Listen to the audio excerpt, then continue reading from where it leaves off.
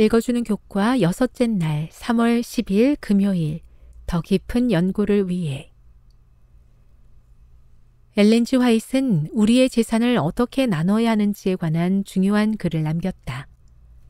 교회 증언 3권 116에서 130, 부유한 부모들에게, 교회 증언 4권 476에서 485, 유서와 유산을 읽어보라.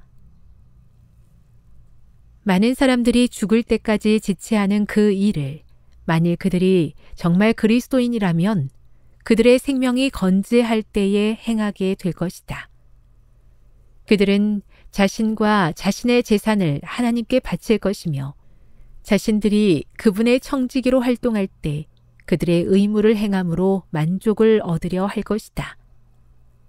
스스로 유언의 집행자가 되므로 그들은 책임을 다른 사람에게 옮기는 대신에 자신들에 대한 하나님의 요구를 직접 충족시킬 수 있을 것이다. 교회 증언 4권 480. 스스로 유언의 집행자가 된다는 것의 의미는 무엇인가? 일반적인 유언에서 유언을 남기는 사람은 자신이 죽은 후에 자신의 유언에 따라 재산을 나누어 줄 사람을 지명한다. 스스로 유언의 집행자가 되면 살아있는 동안 직접 재산을 나누어 주게 된다. 그렇게 하므로 결과를 직접 볼 수 있을 뿐만 아니라 하나님께서 맡겨주신 달란트를 제대로 다루었다는 사실을 알게 되는 만족을 얻게 된다. 그리스도인들에게 예수님의 재림은 복된 소식이다. 우리는 모두 한 번쯤 예수님께서 구름을 타고 오시는 아름다운 장면을 상상해 본 적이 있을 것이다. 우리는 잘하였도다 라는 칭찬의 말씀을 듣기 원한다. 하지만 예수님께서 다시 오시기 전에 죽는다면 어떻게 할 것인가? 만일 우리가 드러난 하나님의 뜻에 순종했다면 우리의 노력으로 인해 하나님의 사업이 앞으로 전진하는 모습을 보며 우리의 유산 계획을 통해 우리가 죽은 후에도 계속해서 그렇게 될 것이라는 만족을 지금 경험할 수 있다. 핵심적인 토의를 위해 1.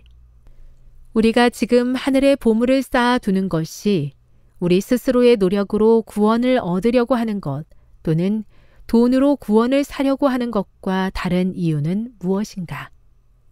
2. 우리가 가진 것을 너그러운 마음으로 나누어야 하지만 동시에 지혜롭게 해야 하는 이유는 무엇인가?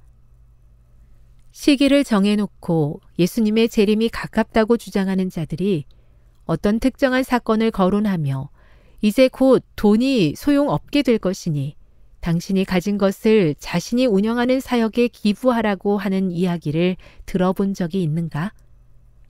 어떻게 하면 이런 잘못된 유혹을 뿌리치고 하나님의 사업을 위해 지혜롭게 돈을 사용할 수 있겠는가?